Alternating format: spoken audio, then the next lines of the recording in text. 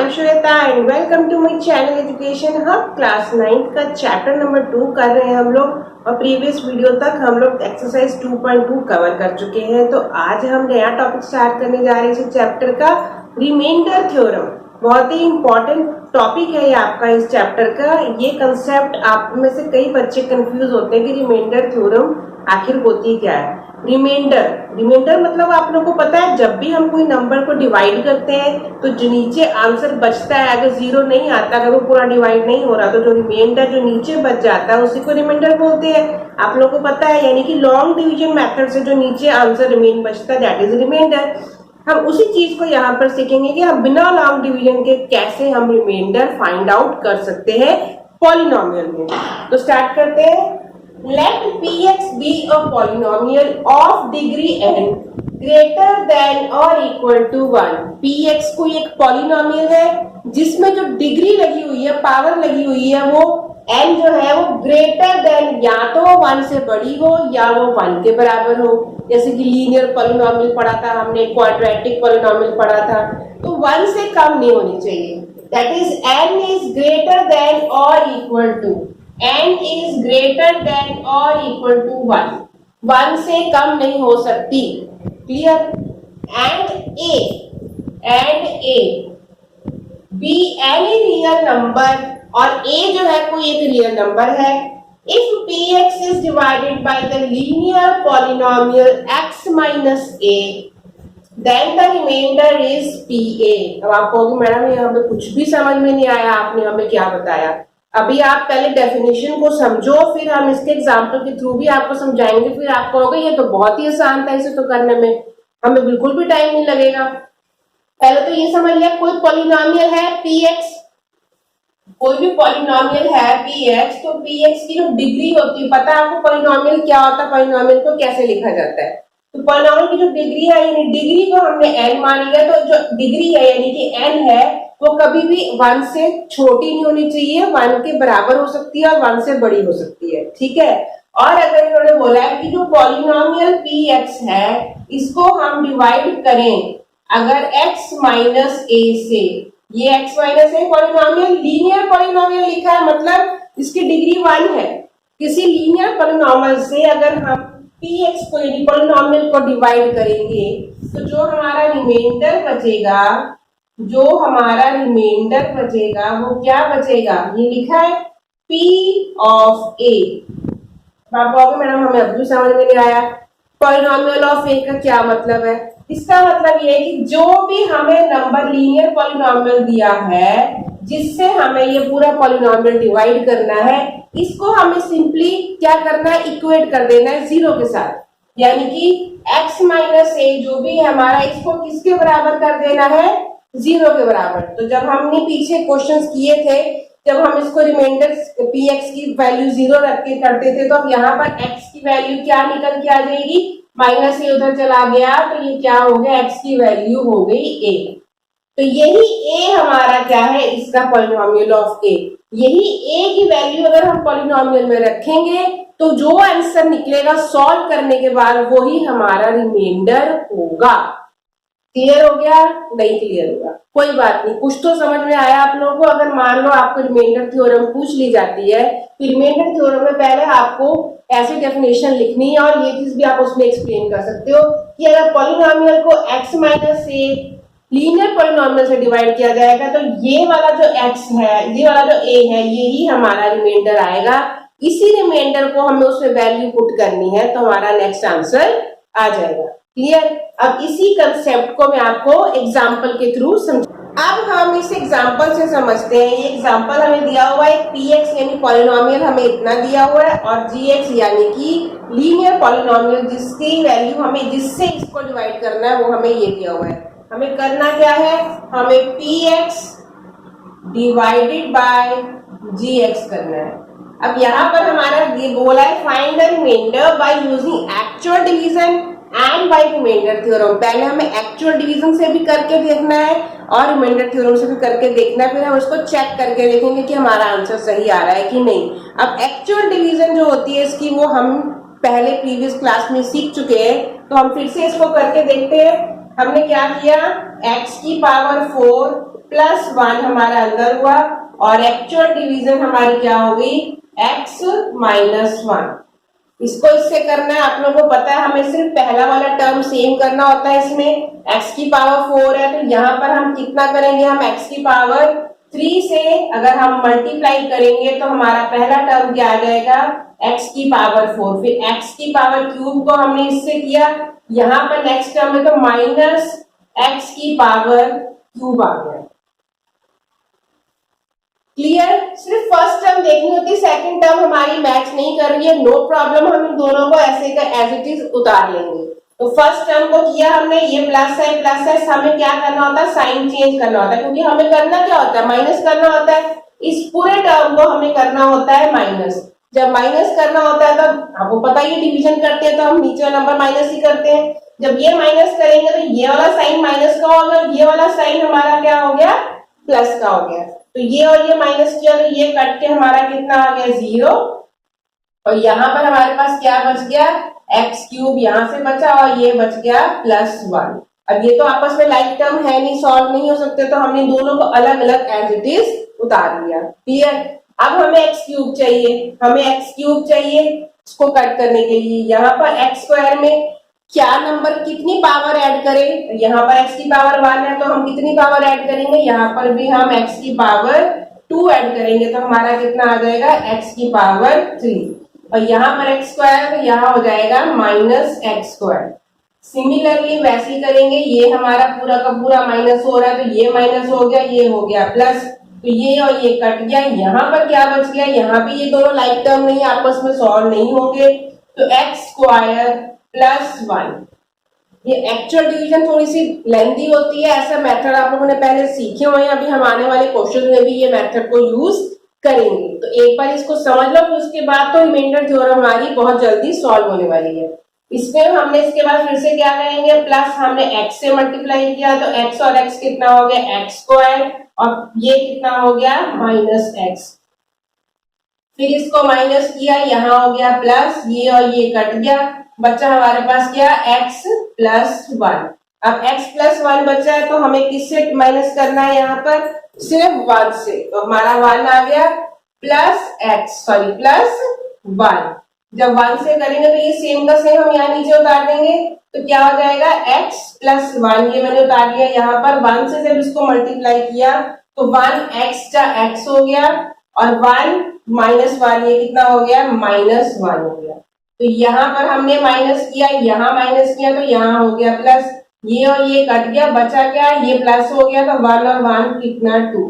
तो हमारा यहाँ पर इस पूरे क्वेश्चन को एक्चुअल डिवीजन से सॉल्व करने पर हमारा आंसर कितना आया, रिमाइंडर कितना आया, रिमाइंडर कितना बचा, हमारा रिमाइंडर बचा 2। ये तो हो गई एक्चुअल डिवीजन। अब हम सीखते हैं रिमाइंडर थ्योरम। रिमाइंडर थ्योरम में इन्होंने क्या बोला था, जो लीनियर पॉलिनोमियल यानी कि जिससे डिवाइड कर रहे हैं इसकी जो ये वैल्यू है वही हमारी रिमाइंडर थ्योरम, मतलब वही उसी से हमारा रिमाइंडर निकलेगा। अब इसको चेक करके देखो क्या दिया, हमने क्या करना है, हमें इससे डिवाइड करना था, x माइनस 1 gx की वैल्यू x माइनस 1 दी, इसी से डिवाइड किया करना था। हमने भी क्या सीखा था कि इसको हमने इक्वेट करना है 0 के साथ, इसको इक्वेट कर दिया 0 के साथ, तो x की वैल्यू कितनी आ गई 1 आ गई। अब ये 1 हमारा रिमाइंडर नहीं है, ये जो x की वैल्यू 1 आई है इसका मतलब उन्होंने क्या बोला था वहां पर कि PA जो है वो आपका रिमाइंडर होगा। पीछे मैंने बताया PA यानी कि हमें क्या रखना है, हमें रखना है P ऑफ 1 यानी पॉलिनोमियल ऑफ 1, यानी पॉलिनोमियल अभी हमने कितने सारे क्वेश्चंस किए हैं, जब पॉलिनोमियल में x की वैल्यू 1 पुट करके जो आंसर आएगा वही हमारी रिमाइंडर होगी। तो यहाँ पर हमारा P ऑफ 1 क्या है, ये नंबर है x की पावर 4 प्लस 1, तो क्या हो गया x की पावर 4 प्लस 1, तो हमने यहाँ पर वैल्यू रखी 1 की पावर 4 प्लस 1, तो that is equal to 1 plus 1 that is equal to 2। अब ये एक क्वेश्चन मैंने आपको करके दिखा दिया जिसमें हमने एक्चुअल डिवीजन की, तब भी हमारा आंसर 2 आया। हमने सिंपली रिमाइंडर थ्योरम लगाई, यहाँ पर हमने सिंपली रिमाइंडर थ्योरम लगाई है, रिमाइंडर थ्योरम लगा के हमने 1 मिनट के अंदर ये वाला आंसर निकाल लिया, रिमाइंडर 2। हो गया क्लियर? जो भी लीनियर पॉलिनोमियल जिससे डिवाइड करना है उसको 0 से इक्वेट करके उसकी वैल्यू निकालेंगे, वही वैल्यू लीनियर पॉलिनोमियल में रख के हम उसकी सॉल्व करेंगे, तो जो आंसर आएगा वही हमारा रिमाइंडर होगा। ये क्वेश्चन हमने चेक कर लिया। अब आने वाले क्वेश्चंस में हम लॉन्ग डिवीजन नहीं, डायरेक्ट इसी मेथड से रिमाइंडर निकालेंगे। अब हम ये एग्जांपल समझते हैं। अब हमें लॉन्ग डिवीजन नहीं करनी है, अब हम जल्दी से जल्दी सवाल करके देखेंगे। ऐसे क्वेश्चन आपको एग्जाम में आते हैं, 2 नंबर का 3 नंबर का क्वेश्चन ऐसा आ सकता है, इसलिए हमको लॉन्ग डिवीजन करके अपना टाइम वेस्ट नहीं करना है। Using remainder theorem, find the remainder when x की power 4 minus 3x की power 3 plus 2x की power 2 plus x minus 1 is divided by x minus 2। यानी कि ये जो क्या दिया है, ये हमको पॉलिनोमियल x दिया हुआ है और ये लीनियर पॉलिनोमियल दिया है जिससे हमको डिवाइड करना है। तो हम लिख लेते हैं, let px is equal to, ये दिया हुआ हमको x की पावर 4 माइनस 3x की power 3 plus 2x square plus x minus 1, ये पॉलिनोमियल हो गया हमारा। और उसके बाद क्या दिया है, gx, जिससे हमें डिवाइड करना है, उसको हमने gx से शो किया। ये हमारा क्या हो गया, x माइनस 2। x माइनस 2 से हमको इसको डिवाइड करना है, तो करना क्या है हमको, px is divided by gx। और हमको क्या बोला गया है कि हमने क्या सीखा अभी तक रिमाइंडर थ्योरम में, तो gx की वैल्यू है उसको हमें क्या करना है, 0 से इक्वेट करना है। तो हमने क्या किया, gx को हमने 0 से इक्वेट करना है, तो ये हमने सीखा अभी। तो gx हमारा क्या है, x माइनस 2, तो ये क्या हो गया, x minus 2 that is equal to 0। तो x की वैल्यू कितनी आ गई, 2 आ गई। तो ये जो x की वैल्यू 2 है, ये वैल्यू पुट करनी है हमको px में। यहाँ पर हमारा x मिल गया, तो हमारा p ऑफ x कितना हो गया, 2 हो गया। अब इसी चीज को हमने प्रीवियस एक्सरसाइजेस में बहुत सारे क्वेश्चंस किए हैं। जब हमें x की वैल्यू मिल जाती है तो हम उसको उस पॉलिनोमियल में पुट कर देते हैं, तो जो आंसर आता है वही हमारा रिमाइंडर होगा। क्लियर? तो अब यहाँ पर हम पुट कर देते हैं, यहाँ x की पावर 4 है यानी कि 2 की पावर 4 माइनस 3 इंटू एक्स की पावर 3 है यानी कि 2 की पावर 3 प्लस 2 ब्रैकेट में x की पावर 2 है, इसका मतलब 2 की पावर 2 प्लस 2 माइनस 1। सिंपली हमने वैल्यू पुट कर दी है और हम इसका आंसर निकाल लेंगे। इसको मल्टीप्लाई करेंगे, 2 to the 4, 4 to the 8, 8 to the 16। 2 को 4 टाइम्स मल्टीप्लाई करना है, 4 से मल्टीप्लाई नहीं करना। बच्चे इसमें बहुत ज्यादा मिस्टेक कर देते हैं, तो ऐसी मिस्टेक आपको नहीं करनी है। 2 को 4 times, 2 to the 4, 4 to the 8 और 8 टू द 16। हमने यहाँ लिखा माइनस 3 मल्टीप्लाई बाय, इसको 3 टाइम्स करेंगे तो यहाँ पर 8 आ जाएगा, प्लस 2 मल्टीप्लाई बाय और 2 टाइम्स करेंगे तो 4 आ जाएगा, plus 2 minus 1 that is equal to 1। अब इसको सॉल्व कर ले, 16 माइनस 3 8 जा 24 प्लस 2 4 जा 8 प्लस 1। सिंपल कैलकुलेशन है, आप सबको आती है, इसको सॉल्व कर लो। 24 में अगर 16 माइनस करेंगे तो हमारा कितना आ जाएगा, माइनस 8 आ जाएगा, प्लस 8 प्लस 1। ये बच गया हमारा, माइनस और माइनस कैंसिल आउट हो गया, आंसर आया 1। यानी कि हमने इस तरीके से सॉल्व किया। तो बाय यूजिंग रिमाइंडर थ्योरम, क्या रिमाइंडर निकल रहा है, इसको इससे डिवाइड करने पे हमारा रिमाइंडर कितना आ रहा है, रिमाइंडर इज इक्वल टू 1। ये हो गया हमारा आंसर। तो लॉन्ग डिवीजन की जरूरत ही नहीं पड़ी, हमने सिंपली इसकी वैल्यू पुट की और हमारा आंसर निकल आया रिमाइंडर थ्योरम से। तो आई होप आपको ये चीज कंसेप्ट क्लियर हो गया कि बाय रिमाइंडर थ्योरम कैसे रिमाइंडर निकाल सकते हैं। 2 नंबर से ज्यादा का क्वेश्चन ये आता नहीं है एग्जाम में, पर आता जरूर है। आपको रिमाइंडर थ्योरम भी नहीं लिखा होगा वहां पे, सिंपली लिखा होगा फाइंड द रिमाइंडर बाय, इसका क्वेश्चन बन जाएगा। तो आप ये मत वहां करने बैठना टाइम वेस्ट कि हाँ पूरा पूरा लॉन्ग डिवीजन करें, सिंपली इस मेथड से हम रिमाइंडर निकाल सकते हैं। अब इसी का एक क्वेश्चन, एक एग्जांपल और करके देख लेते हैं। इसको एग्जांपल, इस टाइप का एग्जांपल भी आपको आ सकता है। सिंपल दिया है इसमें, find the value of k। यहाँ पर आपको पॉलिनोमियल में k दिया हुआ है। If this is divisible by this, अगर हम ये इससे डिवाइड हो रहा है तो हमें k की वैल्यू बताओ। तो यहाँ पर पहले तो हमें वही मेथड अपनाना है जो रिमाइंडर वाला था। रिमाइंडर वाली वैल्यू इसमें पुट करके ही हम k की वैल्यू निकाल सकते हैं। तो हमारा px क्या हो गया, x की पावर 51 प्लस 2x की power 60 plus 3x plus k। आप इसको स्टैंडर्ड फॉर्म में भी हम लिख सकते हैं। ये पावर 60 यानी बड़ी पावर हमारी पहले आएगी और ये वाली बाद में आएगी। तो यहाँ पर हमारा सॉल्व ऐसे भी हो सकता है, ठीक है। तो gx कितना हो गया हमारा x प्लस 1। तो हमें gx को 0 से इक्वेट करना है। gx किसके बराबर हो गया, gx जो है हमारा किसके बराबर हो गया, 0 के बराबर हो गया। तो हम इसमें से वैल्यू निकाल लेते हैं x की। x plus 1 is equal to 0, तो x इज इक्वल टू -1, यानी कि हमको पॉलिनोमियल में x की वैल्यू क्या रखनी है, -1। पॉलिनोमियल हमारा हो गया और यहाँ x की वैल्यू हो गई -1। सिंपली ऐसे ही सॉल्व करते करते हमारी k की वैल्यू निकल आएगी। यहाँ पर हमने रखा -1